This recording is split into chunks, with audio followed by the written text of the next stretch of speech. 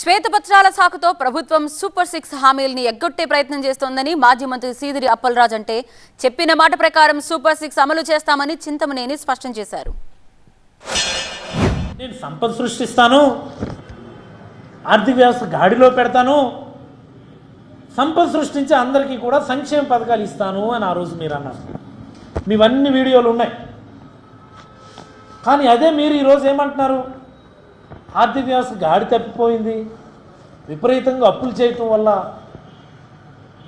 సంక్షేమ పథకాలు అమలు చేయలేని పరిస్థితికి వచ్చిందని మరి మీ ప్రభుత్వంలో పెద్దలు ఎలా మాట్లాడుతున్నారు? ఆ మాటలు, శ్వేతపత్రాలు రిలీజ్ చేస్తామన్నటువంటి మాటలు కంబైన్డ్గా చూస్తే సూపర్ 6 పథకాలని ఎగ్గొట్టేసేటటువంటి ఆలోచనలో కానీ ప్రభుత్వం ఉందా అని ప్రజలందరూ కూడా చర్చించుకుంటున్నారు. అన్నీ చేస్తాం కాబట్టే సూపర్ 6 ఇచ్చాం. సూపర్ 6 లాగానే 100కి 100 పాళ్ళు అమలు చేసి తీరుతుంది ఈ ప్రభుత్వం. ప్రజలకు ఇచ్చినటువంటి ఏ హామీ ఉత్తి మాటగా మిగిలిపోదు.